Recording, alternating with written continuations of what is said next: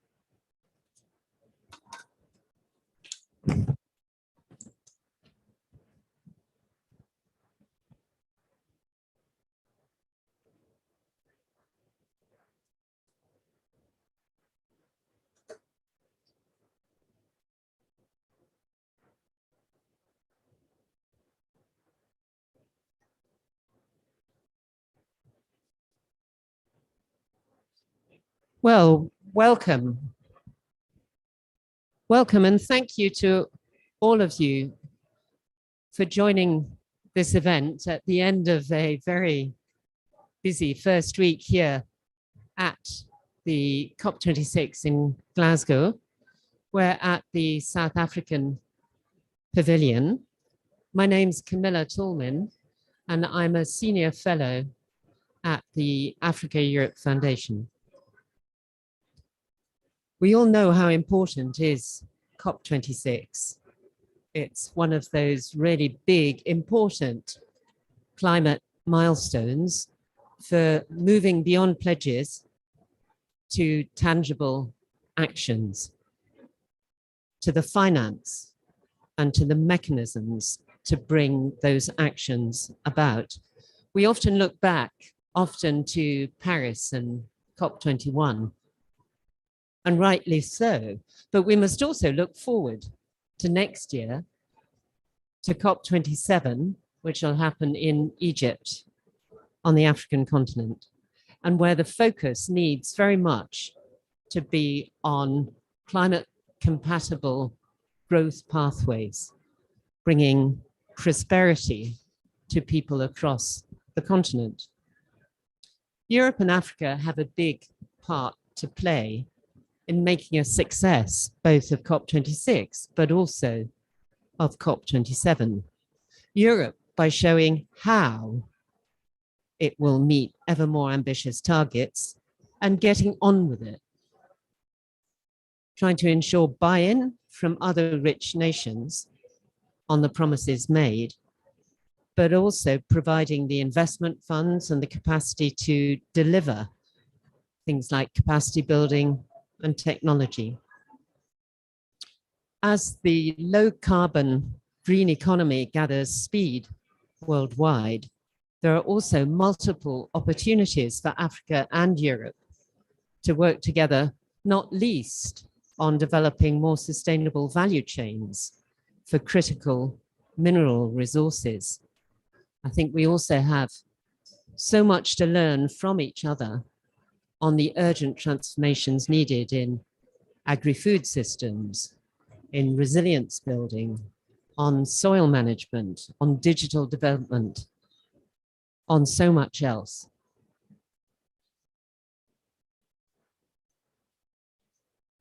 So the Africa Europe Foundation was set up to revamp relations between Africa and Europe in the run-up to the Summit of Heads of State to be held in February of next year. And really to try and move beyond the rather stale set of assumptions often held on both sides, to dare to be more ambitious, to break the mold, and to identify very different ways of working together in fields such as energy, agri-food, health, and digital.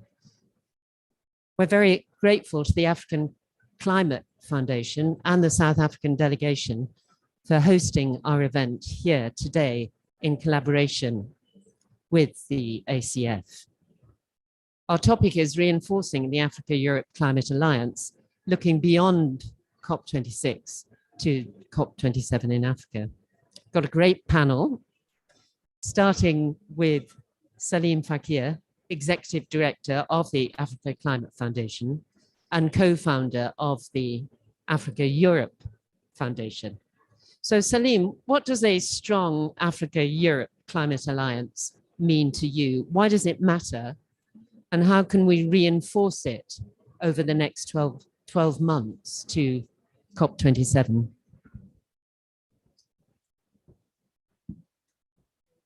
Thank you, Camilla. And also just to thank the NBI and the South African government and other members of the pavilion for just setting this infrastructure up. Just maybe a little bit of background on the Africa-Europe Foundation and the reasons why it was established. We actually a very young organization. It was established in December last year, launched as a way to build a bridge of relationships between Africa and Europe, particularly in the context of a period in which there was a massive crisis as a result of COVID, which had knock-on impacts on Africa in terms of its ability to engage in economic recovery and deal with not only the COVID crisis, but setbacks in terms of economic progress. And we felt that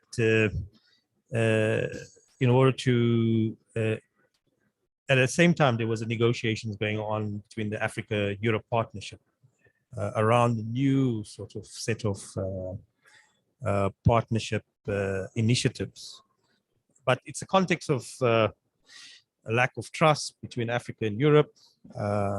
As people who have been close to this discussions noted that there was often a stop, go, start kind of scenario with breakdown in negotiations.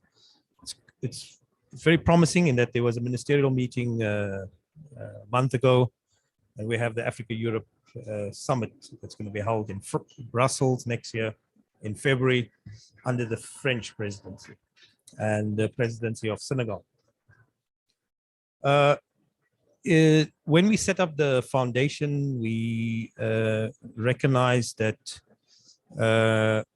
Africa and Europe have a long relationship going many years.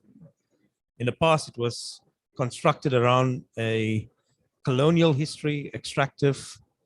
It is very important that this relationship going forward goes beyond just a relationship of extraction and continued lack of actually finding ways to engage in support that allows for more broader economic diversification and lowering the dependency on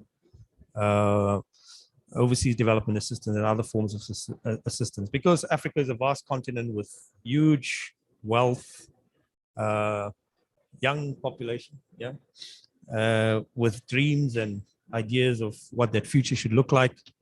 And we felt that the angle on climate also needed a, I learned this in philanthropy, we call it a refresh.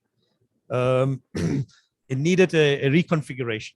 And the question was, what's that reconfiguration?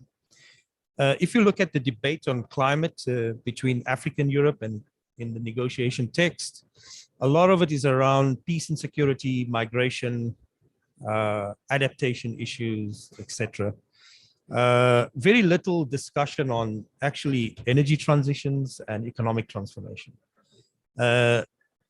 It's important to recognize when we frame the climate alliance between Africa and Europe, we wanted the conversation to change from sort of a model on framing that was very development aid in its nature. And really a true partnership should be about creating enabling conditions for autonomy and the ability of Africans to rely on their own human and natural resources to be able to engage in a future in which the development path is also on their own terms.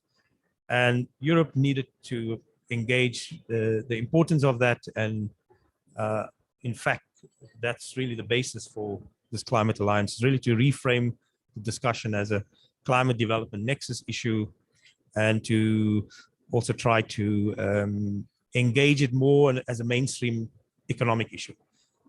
If you were to do a survey on the continent about climate, it's not the most important priority, except when we're meeting at a conference like this. If you consider why that is the case, it is seen as an environmental issue, not an economic development issue. And I think that's really what we're trying to do with the Africa-Europe Foundation. We are very interested in building a platform of network of like-minded institutions between Africa and Europe, and to also, we know that there's a lot of competence in Europe, but there may not be enough sufficient sensitivities about how the Africans want to engage their own future. And this is something we're looking to bridge, and hopefully that the Africa-Europe Foundation lays the basis for that. Thanks.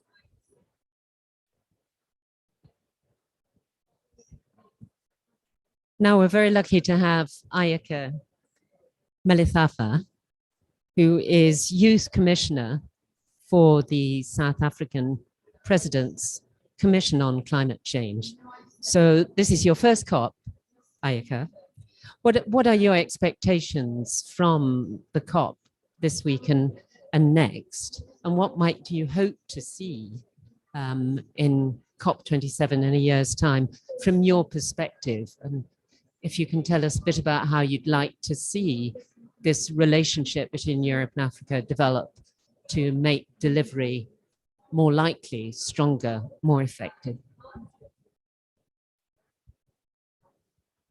To be honest, coming into COP, I was very doubtful because there's always this argument or this talk about there's been 26 COP so far, and like, what do we have to show for it? So I don't really say that I have hopes for COP26. I morely have expectations, and I would really like them to be met.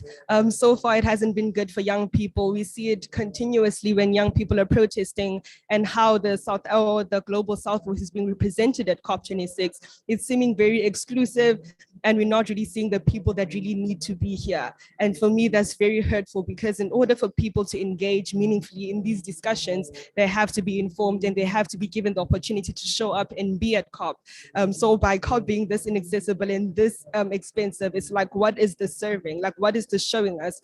And like, all of those hopes that we had coming into COP are basically going down the drain, because we're seeing how young people's voices are being drowned out of the conversation yet again. But hopefully, our leaders have a chance to redeem themselves next week, and our leaders still have a chance to actively participate in discussions and make sure that the youth voice is incorporated into those discussions, as it is our world to inhabit.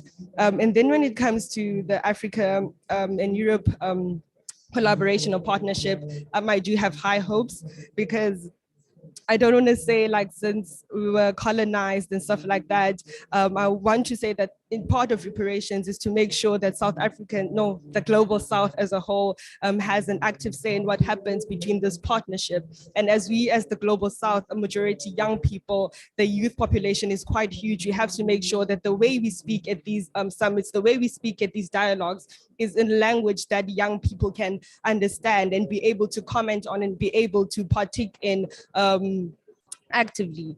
So for me specifically, looking at COP26, going to COP27 in Africa, it's quite important that we make sure that the mistakes of this COP are addressed in the following COP, and making sure that the African voices are incorporated into discussions and they are accessible to all of the decisions that are being made. And more so is definitely the climate education and literacy that has to be founded by this relationship, because in order to get young Africans to partake in these important discussions that can aid them in jobs, that can help them in education, they have to understand exactly what the climate crisis is doing to them, and they have to be able to articulate their stories in a way that is going to be heard by high level or high end people. So it's definitely the time now that we really nurture the voices of young people and we make sure that they are not left out of the conversation. So we can definitely do that by making sure the language that we use is accessible to young people. And even if it's not accessible, we have to make sure that at least we have workshops, dialogues,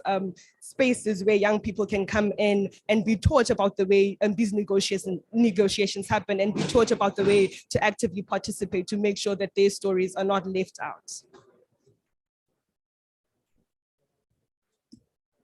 Well, thank you. And I'm sure we'll be coming back on many of those issues as we go through the time that we've got together on the panel. I'd now like to turn to Glenn Pierre-Soros, who's Director of International Relations and Special Projects at Sustainable Energy for All. Glenn, I think we were all tremendously pleased to hear yesterday morning that the Energy Transitions Council is going to be taken forward for the next 5 years. I wonder if you could tell us a little bit about the council's work and what your hopes might be for particularly these country-based compacts around energy development, energy transition. Thank you very much, Camilla. And I think the moment for the Energy Transition Council, which, as some of you are already familiar with, is essentially a platform for the global community to come together and engage with different developing and emerging economies to support greater ambition in terms of countries' energy transitions. And so this council has been incubated over the past 18 months. It does involve many different financiers. It involves many different political leaders, donor countries, as well as technical agencies. And it's been, I think, extremely effective because the point of departure has been to engage with countries and listen to what are the priorities of those countries for moving forward along greater energy transition pathway. And I think that's extremely important because we're starting to hear more and more, and we heard it from President Ramaphosa, for example, who said, yes, we're making these difficult decisions to go in a particular direction, but we now need your help. We now need support in order to do that. We hear that continuously this week of different countries. We heard Nigeria, for example, discuss its net zero ambitions to 2060 and the energy transition plan that they have developed with help of ETC. They're putting down a roadmap, but now they're saying, but we need your help. We need support to be able to get this done. And so that's why I think we're at a critical moment where that support needs to be provided.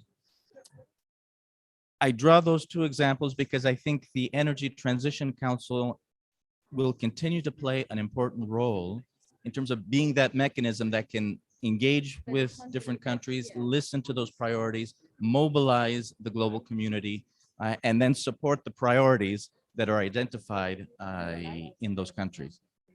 One of the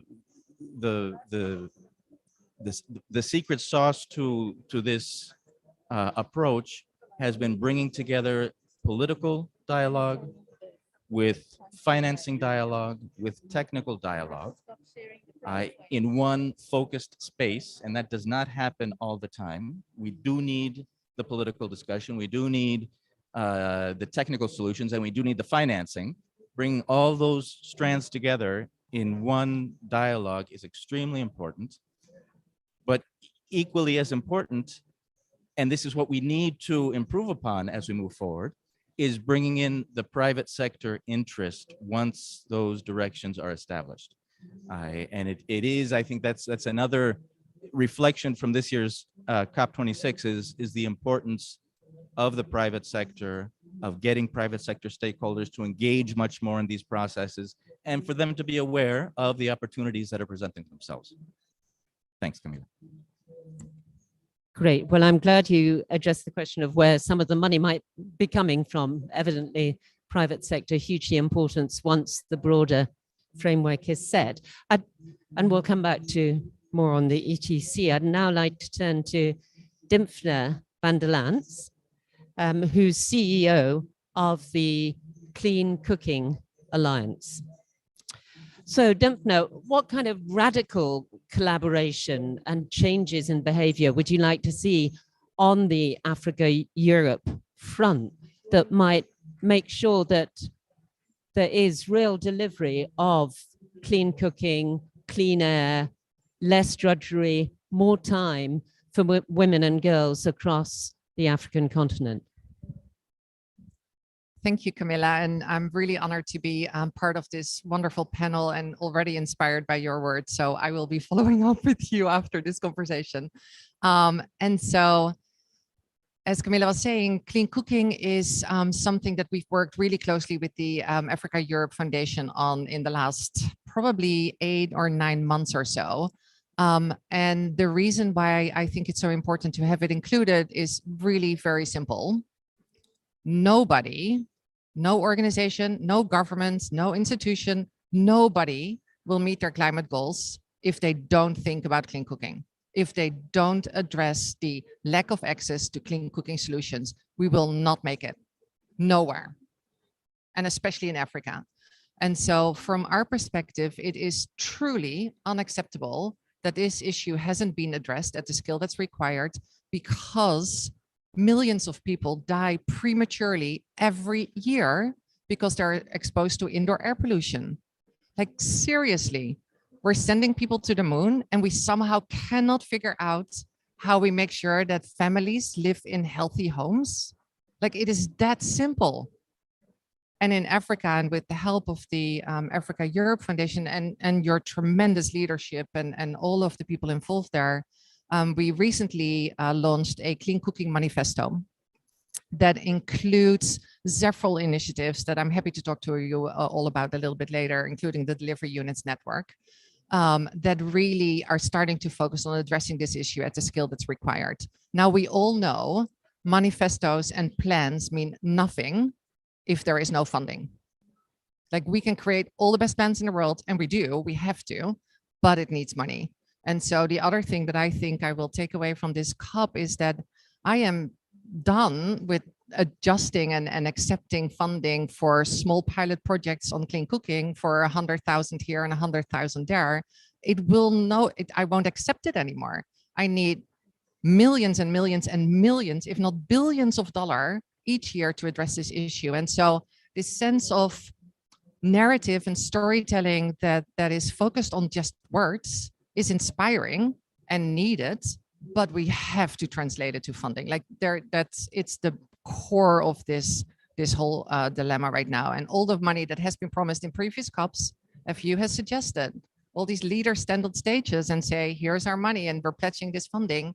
It now needs to really translate to direct financial assistance to those who need it the most. And so it's inspiring to be here, and especially with the leadership of the Africa-Europe Foundation has been truly tremendous. And I think we now need to make sure that clean cooking is not an afterthought. It's not something that people say at the end of a conversation, oh yeah, let's talk about clean cooking. Has to be front and center, because you cannot do energy access without including clean cooking. And so this sort of artificial bifurcation between electrification, and then clean cooking has to disappear. And so we really see the next 12 months as really crucial, actually, to make sure that we all collectively add clean cooking to every single conversation we're having around energy access, every conversation we're having around climate and energy transition, because if not, we're not going to meet any of our targets and any of our ambitions. Great, thanks very much, Dimfna. And just, I think everybody knows you eat 2-3 times a day if you're lucky. Cooking is involved in that. Cups of tea, cups of coffee. It's absolutely critical. And yet, because it's so every day, we very often forget about it. Our final panelist is I think in many ways needs no introduction, but I'll introducing it anyway. Candy Yumkela, co-chair of the Africa-Europe Foundation Strategy Group on Sustainable Energy and former CEO of Sustainable Energy for All, somebody who's been around in the energy space for decades. So Candy, how can COP26 best prepare the ground for Africa's hosting of COP27? How are you feeling at the end of the first week? Are you mainly up? Are you feeling a bit low? You know, how do you see things panning out, and how might that help us accelerate so that COP27 in Africa really meets some of the high hopes demanded for it?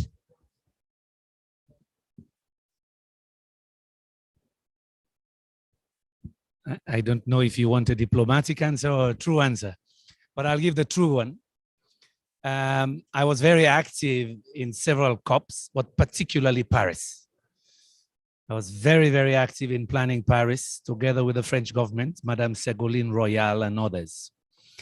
I leave here this week cautiously optimistic, but not excited, because we've had one bad experience. And if Africans are looking forward to COP27 hosted in Africa, that COP has to be real.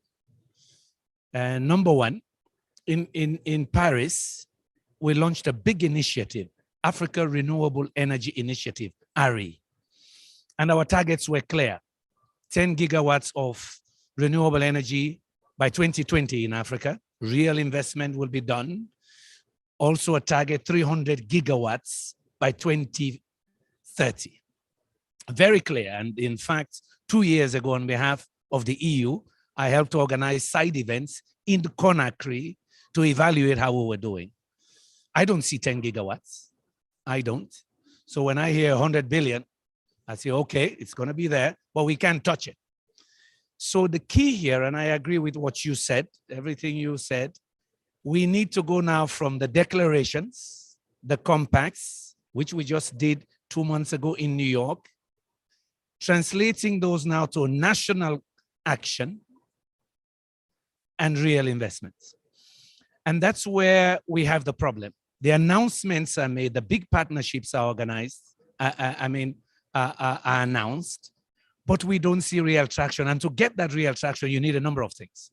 You need embedded support in countries, and hence why you hear our colleague talking about delivery units.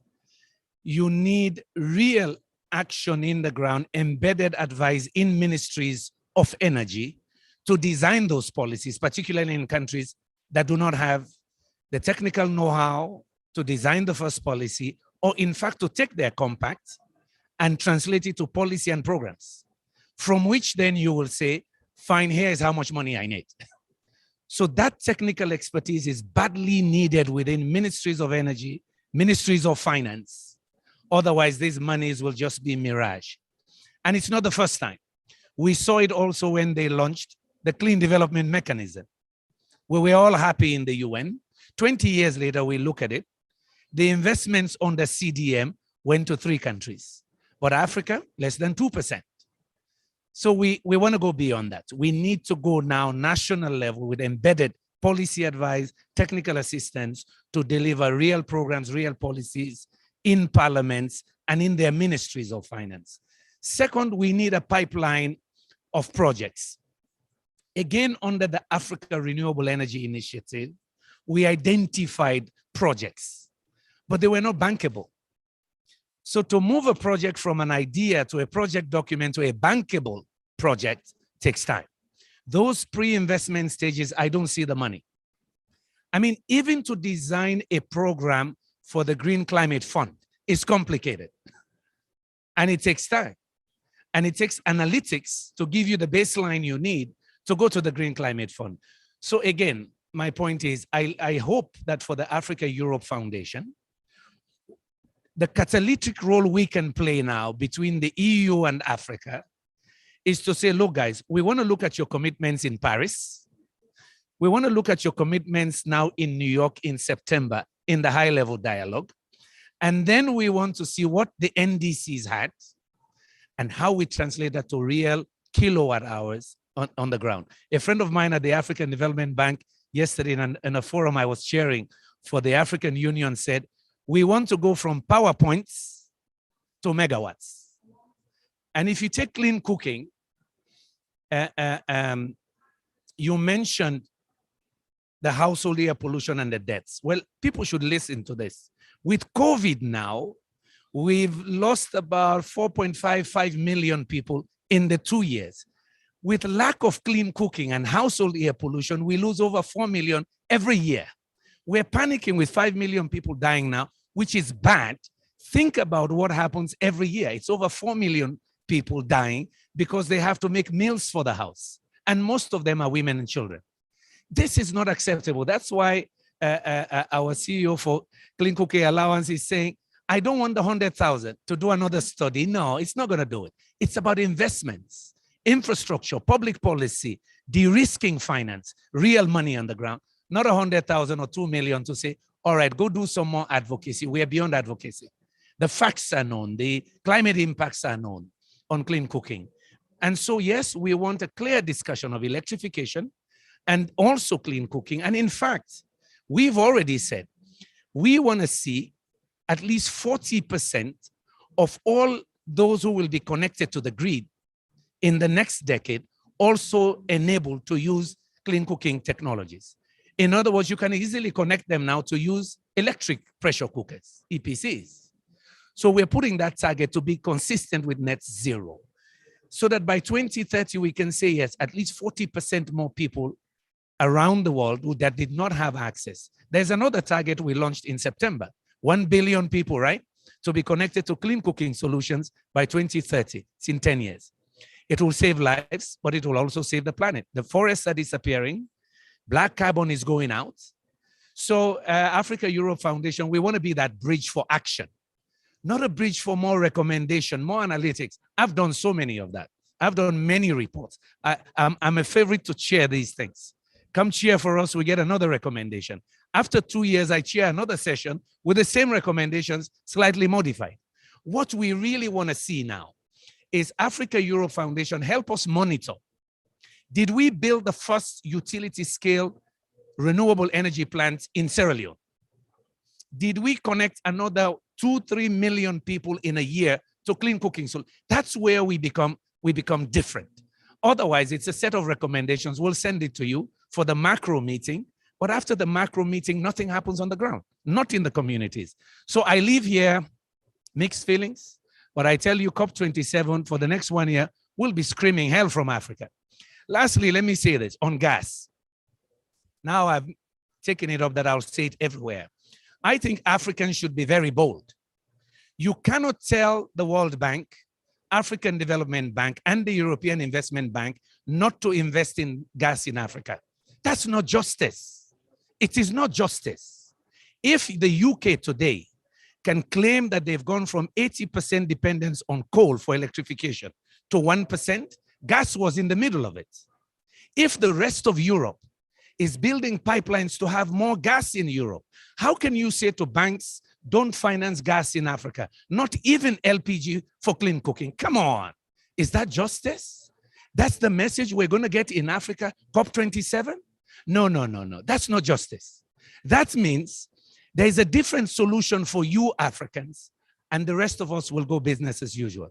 And guess what? We'll be adding another 1 billion Africans by 2050. And we'll be right next to Europe. 2.2 billion Africans. Maybe I'll still be around then, but my grandchildren will be. They'll come to Europe because there's no opportunity. That's why for us, energy access is part of that stable, inclusive, post-COVID society that we all want to see. Win-win for everybody. I think I overstepped.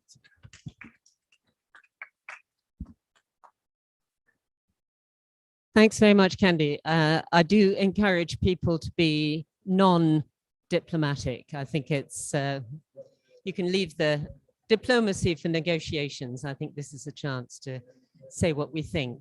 So we heard from our youth representative her sense of fairly low expectations of what's going to come out of this, and a sense that the voices of many of the people worst affected really aren't properly heard. What kind of advice, Glenn, would you give to our youth rep on ways to engage, ways to try and change and hold to account many of the governments and other institutions who've made big pledges? Thanks very much, and thank you so much for your participation, for your words. About an hour ago, I was in the plenary room, and there again was a very strong voice from youth leaders in that plenary room, and the voices certainly that I hear are reflecting what you're saying, and also recognizing that there's quite a bit of anger, of mistrust or distrust. I'm not sure which, of these processes, and I think that that's the conscience that we need to be reminded of.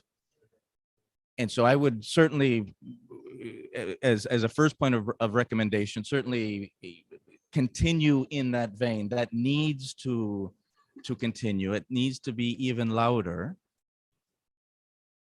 And I think that the youth are also the most capable for quickly organizing, utilizing social media, new technologies to coordinate and to be able to identify, where you need to go to influence. I think that's something that some of the other generations maybe are a few steps behind on. So that's certainly a value add for the youth to consider. But I also think I'm a little bit more optimistic, because 2 years ago, 3 years ago, we wouldn't have this discussion with youth leaders.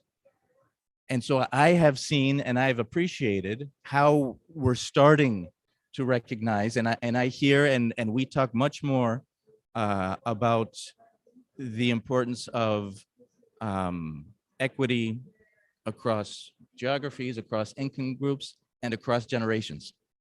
And it's that intergenerational element that I'm starting to hear more and more. And so I do see some positive movement. I agree with Kande. It's not enough. It needs to be more. It needs to be grounded then in something concrete.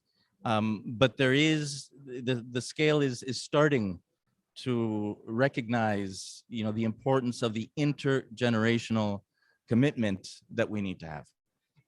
So please do that. SE for All, we did a youth forum earlier this year to provide those spaces. Look for organizations. CCA will do the same, and other organizations will do the same.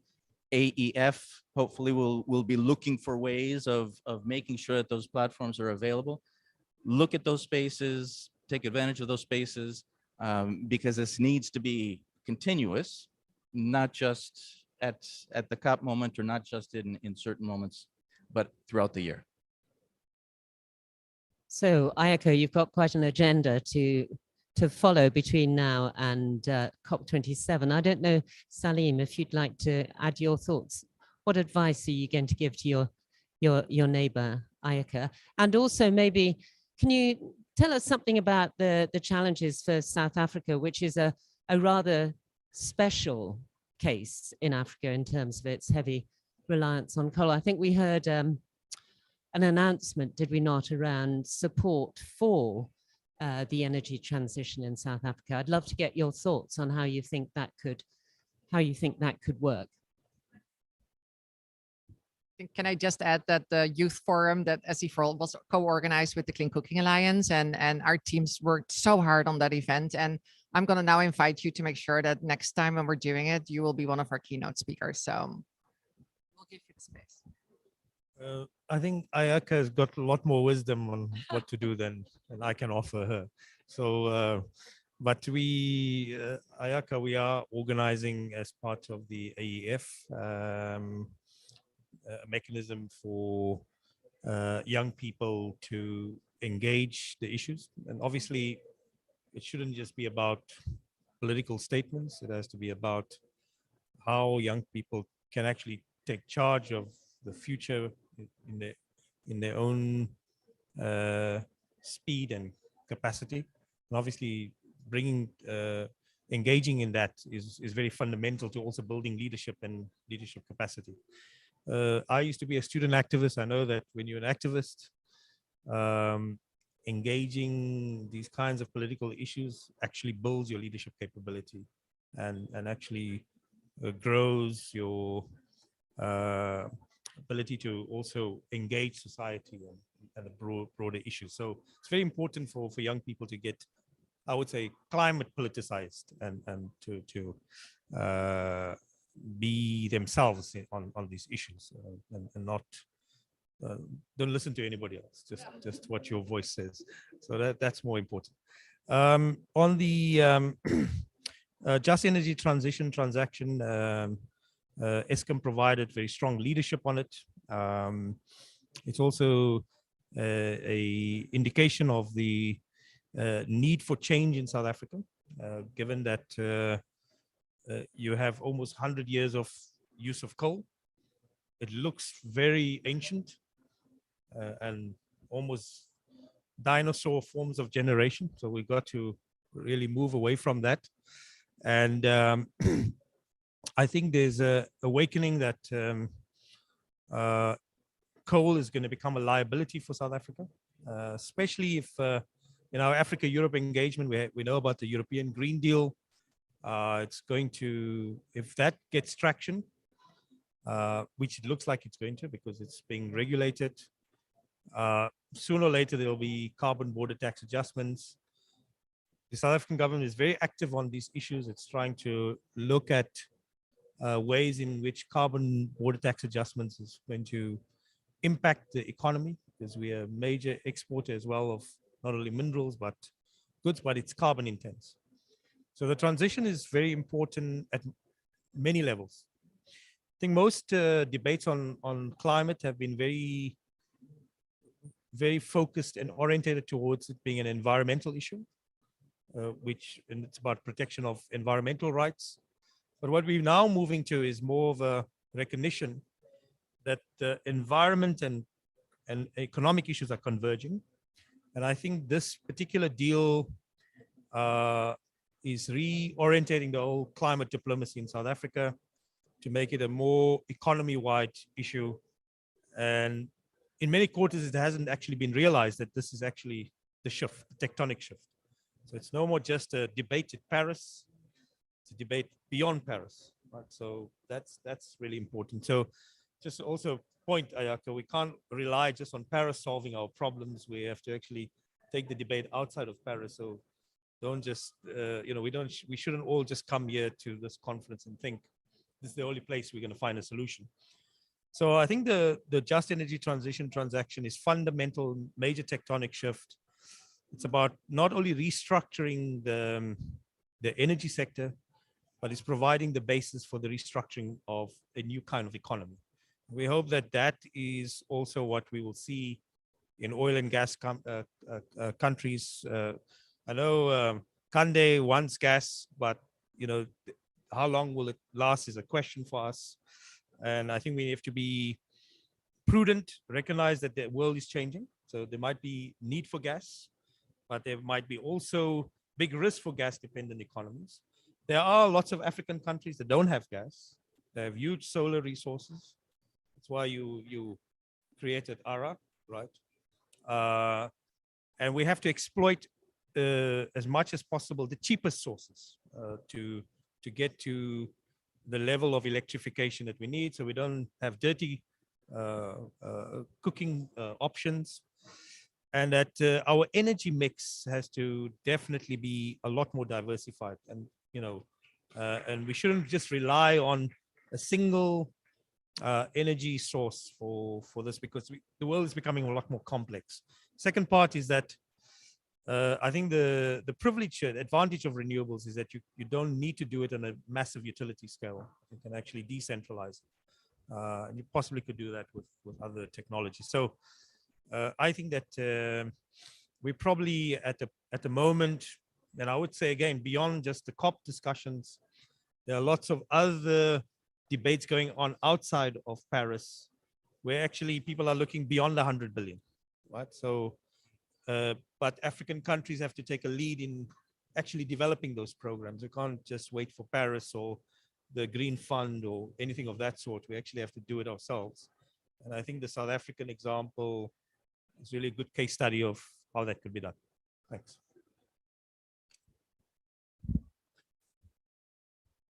Thank you. I'd like to encourage people both here and also our virtual participants. If you want to ask a question, please put up your hands either in person or virtually. We'd like to hear from you. I'd like you to question members of the panel, take them to task, disagree with them, push them into even less diplomatic language. Well, we've got a question here.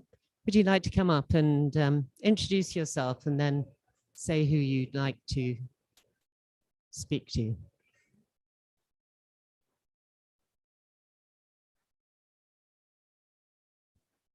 Hi, everyone. My name is Mavis, and I work with climate analytics. And thanks for the opportunity. My question is targeted to the point on gas for Africa. Yeah, obviously the African Ghana, I'm from Ghana, so our economy is also really dependent on oil and gas. But as we see that the world is moving away from oil and gas, there's the risk that if we keep investing in that infrastructure, we end up with stranded assets, which is also not good for the economy. So my question is that, would this be the time where we will start thinking about diversifying the African economy and moving away from depending on oil and gas to sources like solar, which is also really a resource that we have with Africa, which is clean and have a better impact on the planet than oil and gas. So I'm just like curious to understand what you think about this, and if this is how we should be thinking in the direction of where Africa should be heading. Thank you very much indeed. I think that's a hugely important topic in terms of timing and transition. So who wants to go for that first? So we'll start with Candy and then others.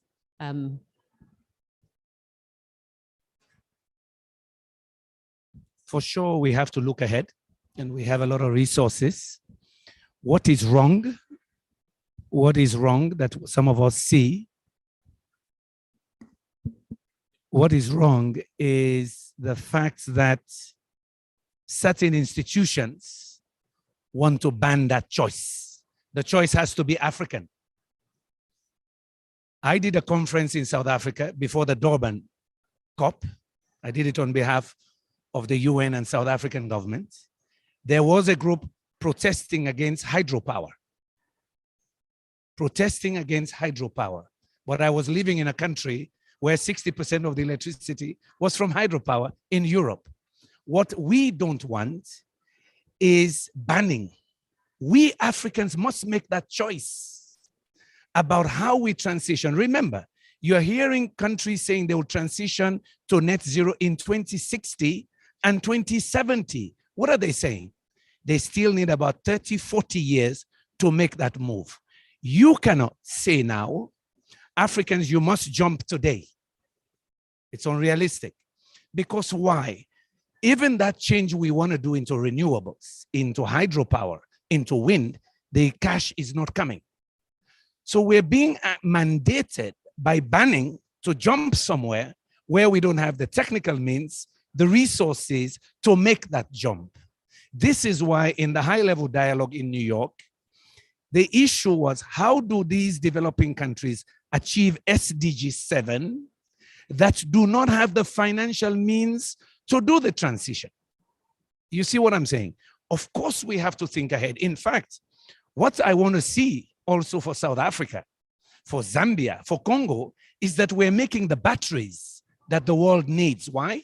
Because we're sitting on over 50% of the world's cobalt. We're sitting on the manganese. We're sitting on the aluminum and copper you need from Zambia and other places to do the transmission lines for the smart grids. So yes, indeed, you're very right. And that's what we want our youth to think about, that we Africans can lead this green revolution. South Africa is sitting on 70% of the world's platinum group of metals. We want to see them pushing the hydrogen energy agenda. Africa already hosts the two of the largest solar plants in the world, in Morocco and in Egypt. We can make the batteries too. We can make those solar panels.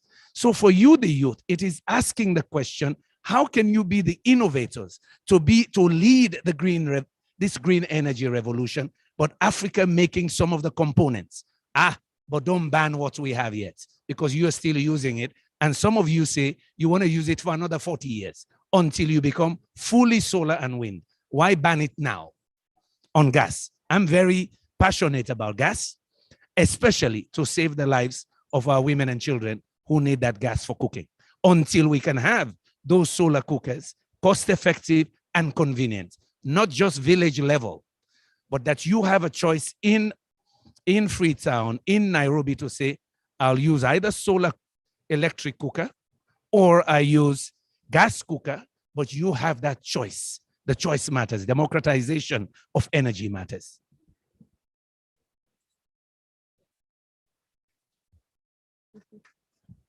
Just to add on to what you have said, I feel like those are very powerful points, and that's what we're fighting for as the youth, is that we have to reevaluate how the 21st century and the demand of the jobs that are in the 21st century.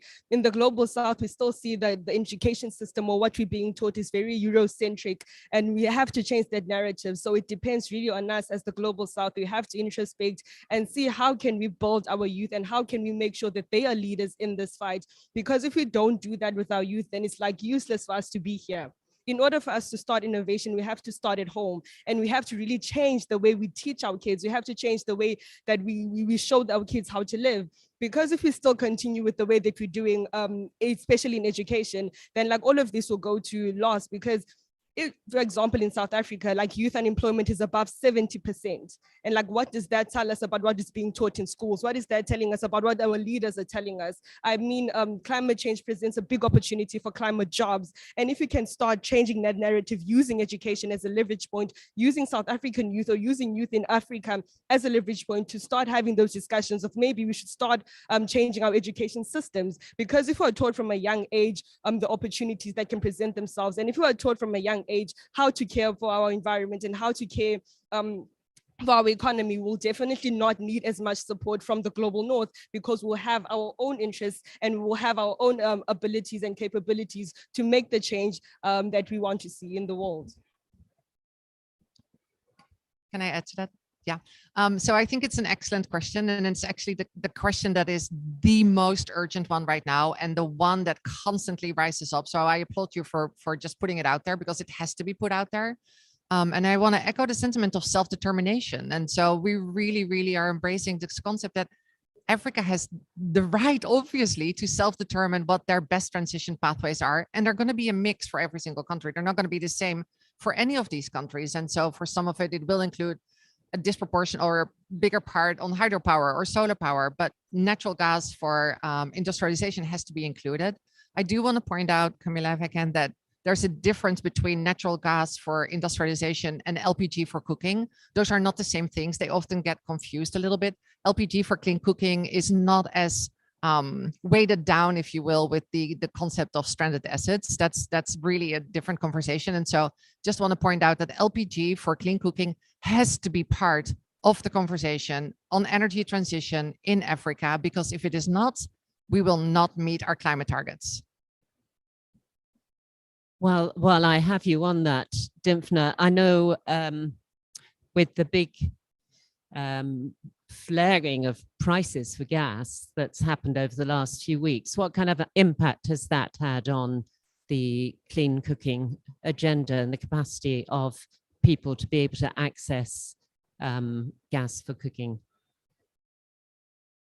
I don't think they're naturally like completely correlated right now. I don't think we've seen a big impact at all on the companies that we work with. So we work with about 40 ventures or companies across the global South who are providing clean cooking solutions to their consumers, and we've not yet seen a direct impact there.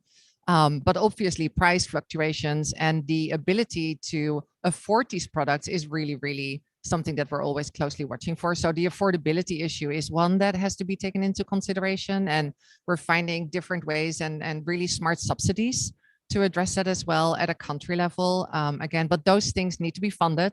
They need to be designed. There needs to be capacity in these countries to actually do them and design them and know where their customers are, who they are, what they want to use, and what they can afford, to be able to work with young entrepreneurs to design products that meet those criteria, which I think is a tremendous work opportunity and a really amazing career for young people to step into. So we're really focused on making sure that we're working with our companies to make sure that the products are affordable.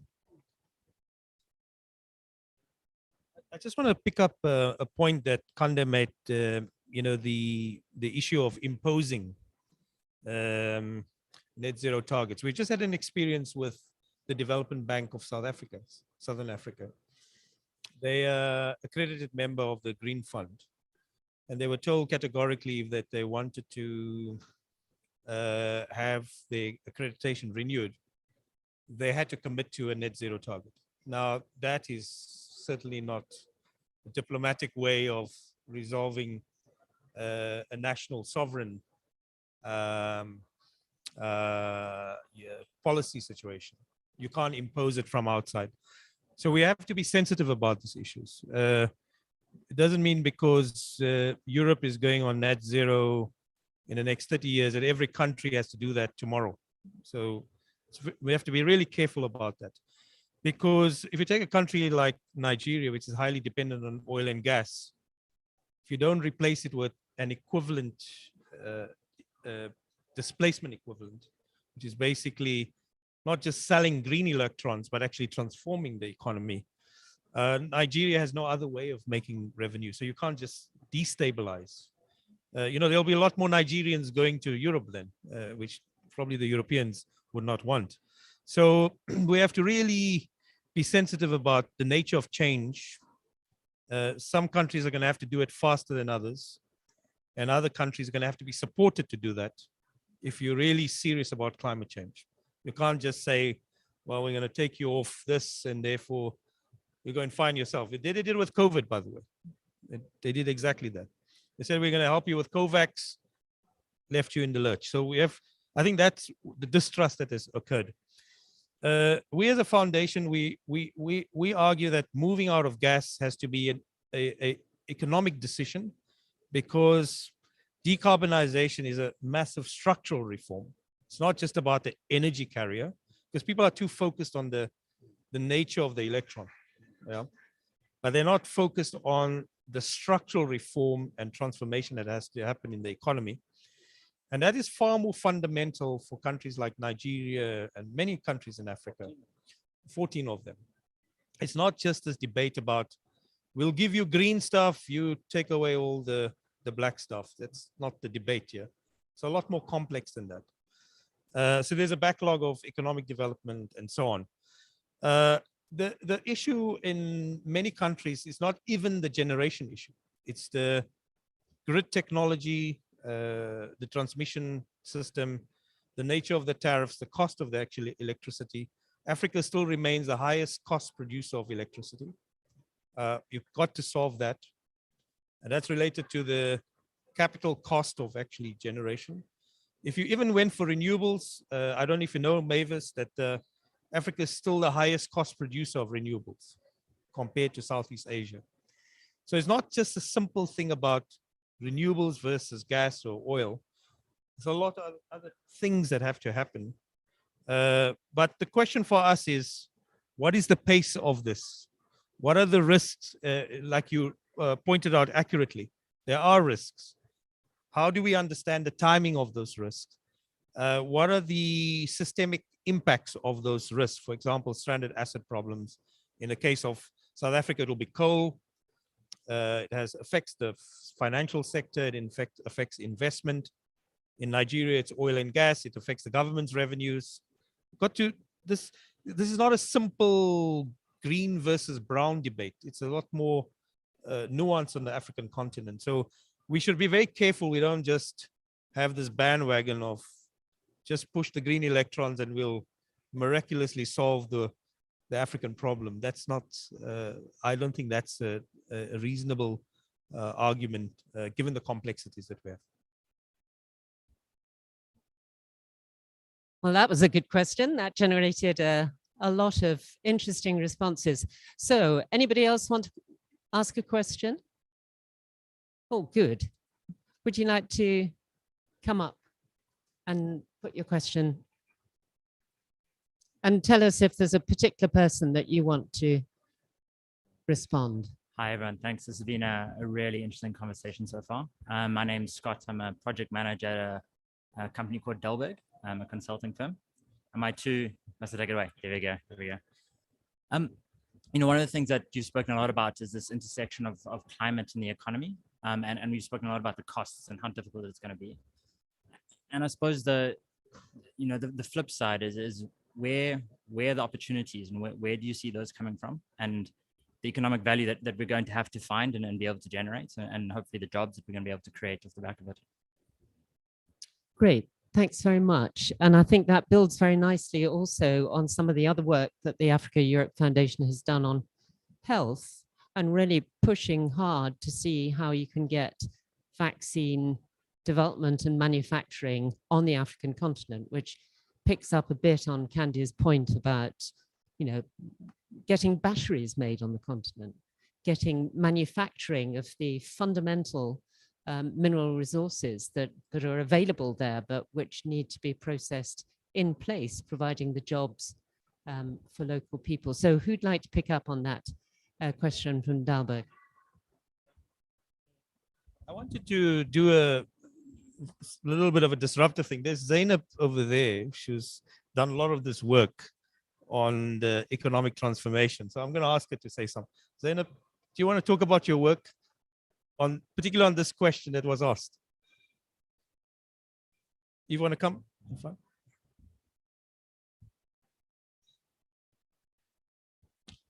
Great.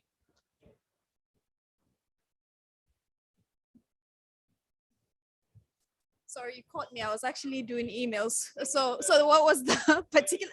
I was listening to everything except for the last question. So, so could you please repeat it? I think the question that was being asked is Whoops. the question being asked, and please, you know, just let me. So we were talking about the need for clean energy. Yeah. The question is, you know, how do you link that to economic transformation and diversification? Yeah. And you've done some work on the European Green Deal, just published something recently. And I think the question is around the way in which we align energy transitions with broader economic transformation, if I'm correct, and where the opportunities are. Yeah. Okay. So that's I think it's a very good question, very important question, and I'm not sure anyone has a complete and comprehensive answer. And indeed, I think it throws up a challenge to scholars, to researchers, to actually look more closely at where the opportunities are and what risks there are to mitigate. So it is within that framework and with that mindset that we did the analysis that we did on the European Green Deal to identify opportunities and risks that need to be mitigated for Africa. And we did that work under the platform of the Carnegie Endowment for International Peace in collaboration with the Africa Policy Research Institute. The executive director is seated over there. So we did that work because what we realized was that when it comes to Africa and the discourse around global climate action, African voices, African perspectives, African priorities, and just the situation in Africa was just not getting sufficient airtime. So for us, we felt that the landscape of global climate action, there are going to be a lot of implications for Africa. And I think at the beginning of this discussion also, I think Salim, you mentioned that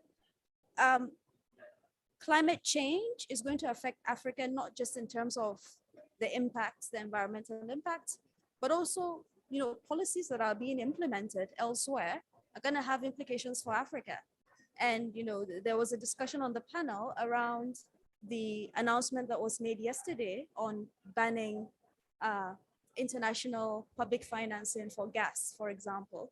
Whereas on the other hand, African countries, Nigeria, Uganda, even I think Malawi, the presidents of those countries have articulated, or they have clearly expressed that they need gas as a transition fuel, not because they just want to rely on gas, but because it is core to their transition plans. So we see that disconnect between what is happening at the global level and what the needs, the priorities, and the perspectives of African countries are. And this is why we're doing some of the analysis we're doing now, specifically around thinking about how to link economic transformation objectives that African countries have outlined themselves and this global shift towards decarbonization. There are indeed opportunities there, but I think I want to emphasize this clearly, that we have to start from what African countries themselves are saying, what they have outlined. And there are documents everywhere. There's the Agenda 2063 of the African Union. There are sector-specific strategies, whether it's around gas master plans of various sub-regions, West Africa, Southern Africa, Eastern Africa. There's the Africa Mining Vision, which perhaps some parts of it needs to be updated, but it is there.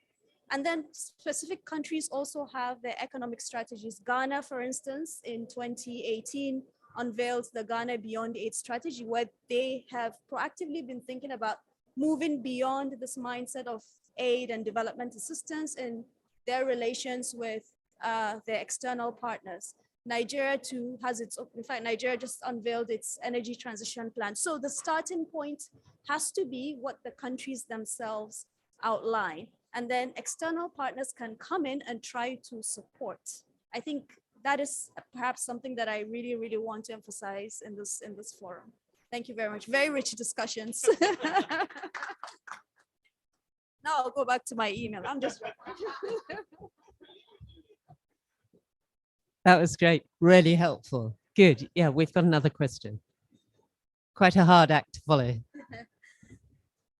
Hello, everybody. I am Gateko Chauke, Head of Advocacy and Outreach at the African Climate Foundation. I have a question for Kande. I mean, you've given us a very big picture around what the needs are. And you've mentioned that, as a continent, we really do need to maintain, and we all know, at least 20% of transition fuels in order for our economies to survive. And so how do we start building consensus at the level of African leaders to rally around key messaging and key priorities around maintaining that stance? Because currently the push comes at a global level, global north, I might emphasize. And how do we start consolidating that message, building consensus around African leaders, around how we position the continent to achieve this as we move forward? And how do we use COP27 to rally this? Thank you. Candy, over to you.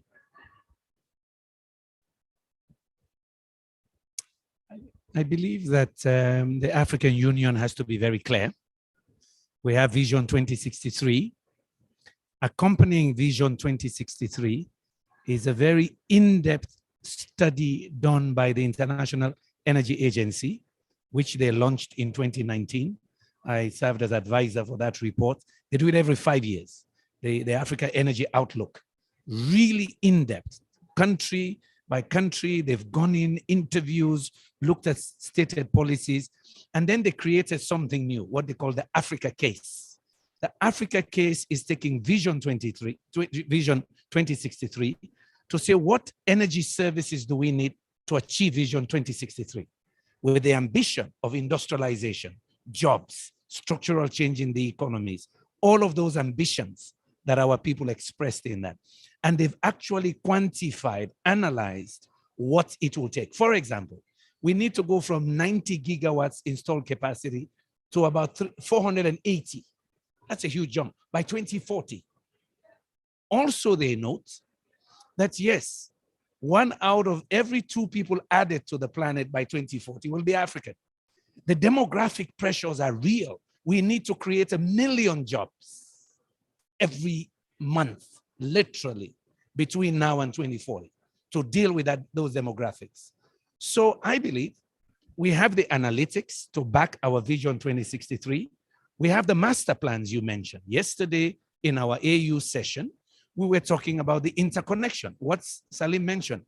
One of the big problems we're going to have is even evacuation of power. Even if we built the solar plants in the Sahel, African Development Bank has desert to power projects. Yeah, we also have these ideas of interconnection using the Great Sahara Desert to generate renewables, the transmission systems, but there's a master plan already.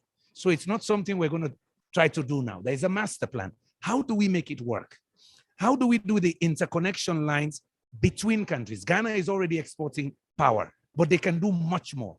Yeah, in Sierra Leone, Liberia, Guinea, Mano River Union, the four of us, we have our first interconnection line that will be inaugurated next year. How can that line now give the opportunity for connecting utility scale renewables? So African Union can set the pace now. The analytics are there. NEPAD has it. Our colleagues in the policy analysis groups, AFREC, they all have it. It is before COP27, to be very clear, that here's our dream where we want to be, given the demographics, the pressures we face to even keep our democracies alive. Here's how much power, and here's what we have done. By the way, we have to do it. Other countries will work with us. They will not do it for us. And for us, that's where the responsibility of our leadership comes in. We have to think now, real partnerships. South Africa has the know-how to help Zambia begin to create the environment where Elon Musk will say, I'll build my battery manufacturing plant in Zambia. Why? You're sitting on manganese. But across from you in Congo, they have cobalt too. Or Zimbabwe has lithium. Very little people know about that. Significant quantities. Where the Zimbabwean government goes, you know, Strive Museriwa, right? One of our billionaires. He's already proven himself like Mo Ibrahim on digital communications. For the government of Zimbabwe to call Strive, to say, we know you're a billionaire, you've done digital. We want to make Zimbabwe the lithium battery producer for Africa. That's the new thinking that you youth should be demanding from us, my generation. Don't go for aid, go for business, competitiveness, trade, so that you ride. In South Africa, they taught me this in the Indaba. Africa has to ride waves. Digital wave, the Asians rode it. They you know, like you're surfing. We have to ride this wave. We have to be the manufacturers of those batteries, of those solar panels, because we have the youth population. And it's all tied, as the president of the African Development Bank says, industrialization matters. It's not a choice for us. And yesterday, AU said, and I hope they say it in COP27, gas is not an option. It is a choice for us. We need it. And in that sense, we can trade energy amongst ourselves, and Europe has to be the partner. We are closest to them. And I say to Europeans, it's enlightened vested interest. If you help us create those economies, you have markets. The counterfactual is, if we don't do it, they head north. No power, no sanitation, no jobs. Let's go visit our friends in Holland. We want to come as paying tourists. We want our children to come as paying tourists, not refugees, with skills, with knowledge. And so we have to build those capacities in Africa. For me, that's where our leadership, that's what I'm hoping in COP27. We go there country by country with clear plans that here's how much solar power I want to do, utility scale, and also decentralized. Here's my plan to make sure that, yes, the 85% of sub-Saharan Africans that use charcoal and biomass for cooking, we want to reduce that in the next 10 years to 40%. That's what we go to COP20, and here's how we want to do it. Rwanda is doing it. Kagame has a clear plan. He's done well on electrification. He's now focused like a laser on clean cooking. Ghana wants to do it. Senegal wants to do it. We need more leaders taking this up and going to COP27, not to talk about the great things they've done, but to talk about how they're going to drive this net zero wave with Africa leading batteries, solar panel, wind turbines, and so on, but also using gas as a transition. I'm trying to annoy Saline here.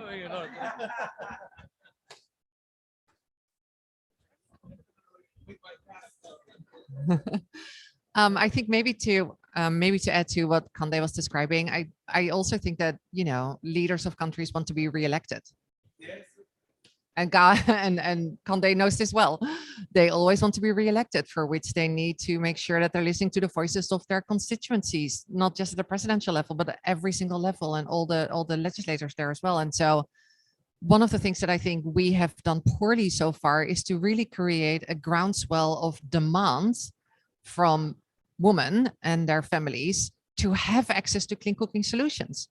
And if their elected officials are not really focused on that, they won't be re-elected. And so there's something there that we, again, like my organization hasn't done enough of, that we really need to explore to make sure that that is a demand put forward by women, because it is a right. It is a human right to have access to these solutions. And so there's something there that I think we need to continue to explore and really see ways that we can expedite it and have it be part of the loud voices that we're gonna have to hear and listen to at COP27. Thank you. Now, I think we have one question here too, if you'd like to come up.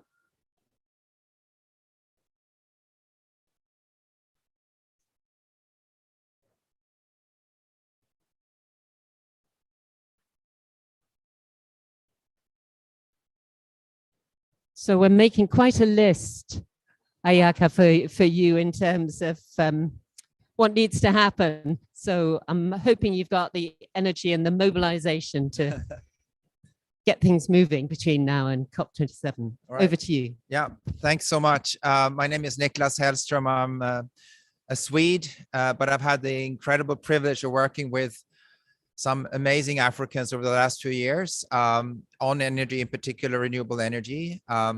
Professor Yuba Sukona, for example, whom I worked very closely with on the Africa Renewable Energy Initiative that we heard about, and also the sibling initiative, the LDC initiative on renewable energy and energy efficiency. And lately also with Mohammed Adao, who set up PowerShift Africa.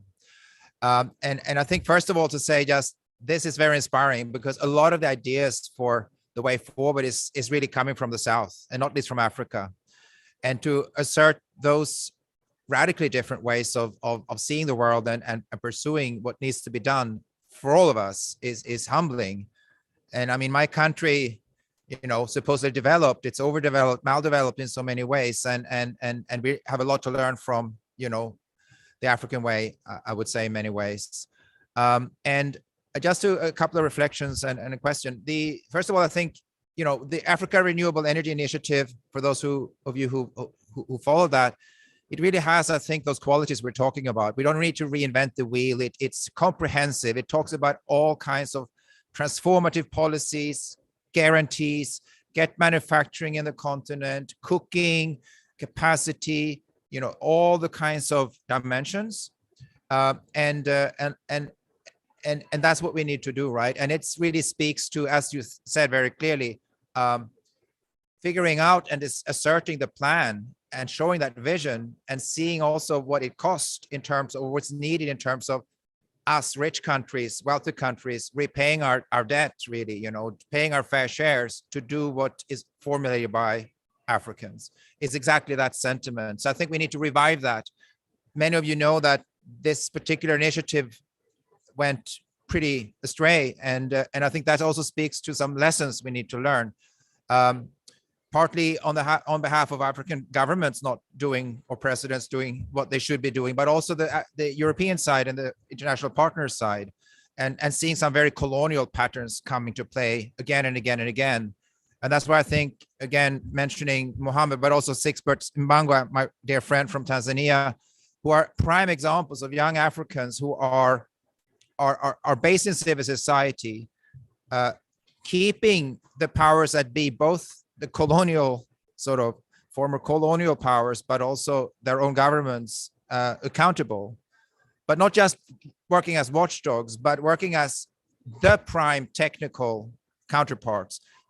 Sixbert working closely with his minister, his energy ministry to develop the new ideas, to embolden that kind of policy making that might go a bit different from what the advice you would have gotten from the World Bank and the sort of neoliberal discourse we've been through for so long. And I think that's the leadership we want to see, and it's happening, and it's super, super exciting. And that's what I think is something to really embrace and nurture for all of us. And then lastly, as to say another piece that might be interesting to take note of, if you haven't, I'm also partly involved with that, is the fossil fuel non-proliferation treaty, which is an initiative to say, let's stop with fossil fuels, but not imposed on anyone. Let's actually negotiate this as equals, but make the conditions where we can stop expansion, equitably phase down. Some countries need more time and support to phase down, but also the third pillar, how do we ensure the just transition, the support that is needed to diversify economically and create not just good policies, but a different development model at the core. And again, I think there's a lot to bring home from the African experience, not the least in that kind of way of looking at even what is progress and development in a different way. What is a good society? What is well-being? And that's very promising, and it's getting incredible traction, this initiative. So if you haven't checked it out, look at it. And I think it kind of brings all the pieces together. So I guess my question would be really to that kind of larger question on development, any thoughts from your side on the need for a real kind of profound alternative development approach, and how we can be emboldened to speak in those terms in ways that really cut across, so we're not just constrained by a very narrow policy space that we've been through for so long. So, but thank you all for very, very encouraging and inspiring interventions.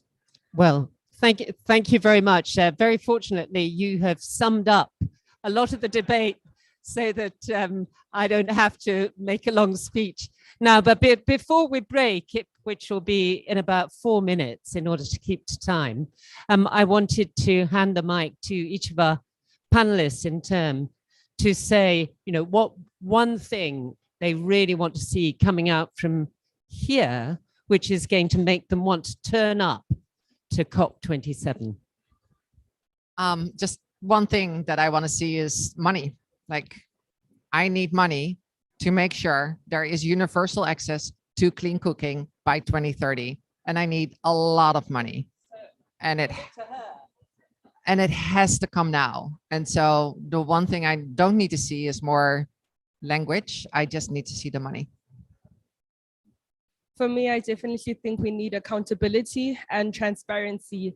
In Africa, we have a saying that our elders are the people that know and nurture us and care about us, but we're seeing now that we don't have elders anymore. We just have the older generation, and that needs to change, because I even see when we're protesting in Africa, most of the time we don't see traditional leaders, we don't see elder generations joining us in the fight.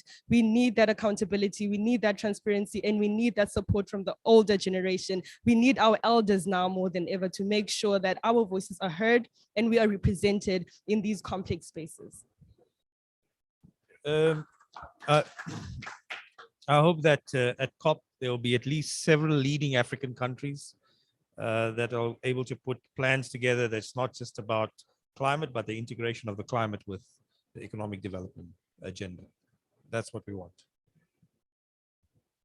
Money, accountability, good plans. I fully agree. Well, thank you very much to all of our panel. Thank you to you. It's interesting that this conference is taking place in my home country, Scotland. Scotland recently launched a Just Transition Commission. I think we've got a lot to learn in Scotland from other parts of the world of how to wean yourself off fossil fuels, how to make sure that you get the right balance between government and private sector, listening to communities, drawing them into that planning process, so that together we move into a different kind of economy and society. So I'm looking forward very much to listening and learning about other transition processes, so that at COP27, whether virtually or in person, we can feel as though we've made a real step forward. But I'm quite encouraged, particularly listening to the younger generation. And I feel that as a older person, but not necessarily a wiser elder, I've got some work to do in order to feel confident of playing that role in future. So thank you very much and have a good evening.